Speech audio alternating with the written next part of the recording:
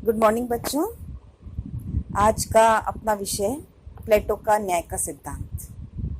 जैसा कि अपन पहले देख चुके हैं, प्लेटो ने अपने ग्रंथ रिपब्लिक में आदर्श राज्य की बात करी और आदर्श राज्य वो न्याय के सिद्धांत पर खड़ा हुआ है। रिपब्लिक का केंद्रीय प्रश्न प्लेटो का न्याय का सिद्धांत है, इसलिए रिपब्लिक का जो मूल शीर्षक था वह भी न्याय है। इस प्रकार न्याय प्रबंध ग्रंथ कहना रिपब्लिक की भावना के अधिक समीप होगा कि रिपब्लिक कैसा ग्रंथ है, न्याय प्रबंध ग्रंथ है। उसके अनुसार न्याय एक ऐसी औषधि है जो समाज से अशांत, अव्यवस्था, कर्तव्य विमुखता और बुद्धिहीनता जैसी बीमारियों को, जो एक आदर्श समाज के स्वास्थ्य के लिए घातक है, हानिकारक है, दूर कर सकती है। प्लेटो चाहता था कि हर व्यक्ति संतोषपूर्वक अपना अपना निर्दिष्ट कार्य करता रहे। उसकी दृष्टि में यही सामाजिक न्याय है, यानी जो व्यक्ति को काम मिला है वो अपना काम करे तो समाज में व्यवस्था बनी रहेगी। जब व्यवस्था बनी रहेगी तो समाज में सामाजिक न्याय दिखाई देगा। दूसरे शब्दों में हम कह सकते हैं समाज जीवन का सच्चा सिद्धांत उसका न्याय का सिद्धांत है।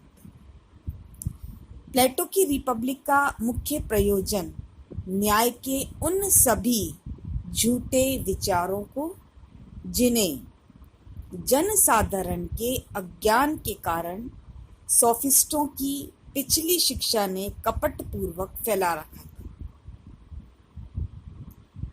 उन सिद्धांतों को तिरोहित कर सच्ची न्याय की अवधारणा को प्रतिष्ठित करना प्लेटो का मुख्य उद्देश्य है। जैसा कि बारकर ने स्पष्ट किया, प्लेटो चाहे सोफिस्टों के सिद्धांत से लोहा ले रहा हो अथवा समाज की प्रचलित प्रजा के सुधार के लिए प्रयत्नशील हो, उसके चिंतन की केवल एक ही धुरी है और वह है न्याय। यानी वो न्याय के सिद्धांत के माध्यम से उस समय जो न्याय के सिद्धांत प्रचलित थे, अज्ञानता के कारण लोगों ने अपना रखा था, उसको दूर करने का प्रयास किया जाना है। न्याय की परिभाषा प्लेटो के अनुसार क्या है? समाज में प्रत्येक व्यक्ति को वह उपलब्ध होना चाहिए जो उसको प्राय है, जो उसको चाहिए। सेबाइन के शब्दों में व्यक्ति के लिए प्रातः का क्या अर्थ है?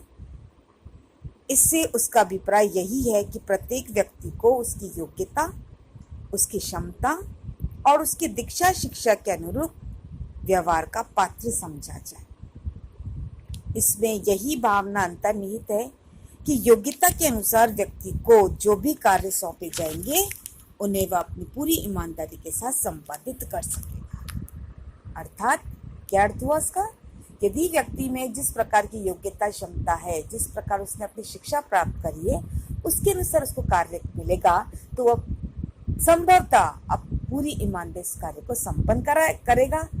यदि प्रत्येक व्यक्ति अपने निर्दिष्ट कार्य को संपन्न करेंगे तो सामाजिक न्याय की स्थापना हो जाएगी।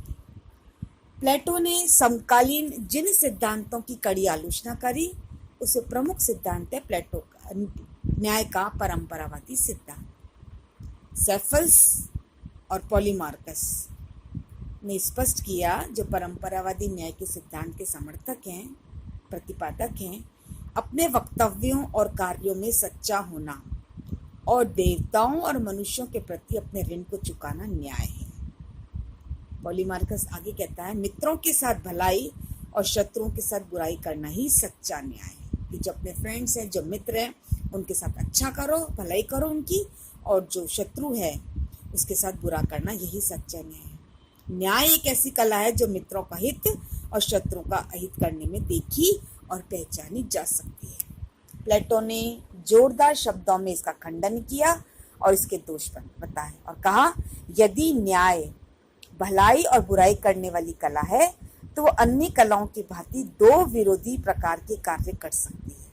जैसा उसने उदाहरण दिया, डॉक्टर, यदि कोई मरीज जाता है, वो डॉक्टर का मित्र है, तो उसको क्या करेगा, उसको सही दवाई देगा। और कोई मरीज उसका शत्रु है तो उसको दवाई क्या देगा, गलत देगा। तो ये गलत है, अतः उसको न्याय नहीं कहा जा सकता। न्याय को कला मानना अनुचित है। न्याय तो व्यक्ति की आत्मा का गुण है। मित्र और शत्रु की पहचान करना आसान नहीं है। मित्र का हित, शत्रु का अहित, ये केवल एक व्यक्तिवादी दृष्टिकोण को स्पष्ट करते हैं। व्यक्ति का बुरा करने से वह और अधिक बुरा हो जाएगा, जो न्याय का सही रूप नहीं है। आगे वह कहता है, परंपरावादी सिद्धांत के अनुसार न्याय देश, काल और परिस्थिति के अनुसार बदलता रहता है, किंतु सच्चे न्याय को तो सार्वदेशिक और सार्वकालिक होना चाहिए। इस प्रकार प्लेटो सुकरात के माध्यम से परंपरावादी सिद्धांत को अमान्य ठहराता है। उसमें कई दोष गिनाता है। दूसरा जो उस समय न्याय का प्रचलित सिद्धांत था, तो उग्रवादियों के थ्रेसिमेकस, जो क्रांतिकारी है। सोफिस्टों के अनुसार विभिन्न प्रकार की सरकारें जैसे जनतंत्री, कुलीनतंत्री, आतिताई ऐसे कानून बनाती है जिनका एकमात्र उद्देश्य केवल अपने स्वार्थ सिद्धि होता है। इन कानूनों को जिनका पालन वे अपनी प्रजा द्वारा करवाते हैं, वे न्याय की संज्ञा देते हैं। कि जो आदेश निकाले हैं उनकी पालना करना ये न्याय है, और जो व्यक्ति इसकी अवहेलना करते हैं उन्हें अन्याय और कानून के शत्रु कहकर दंडित किया जाता है। उपरोक्त परिभाषा थ्रेसिमेकस के न्याय के सिद्धांत की है।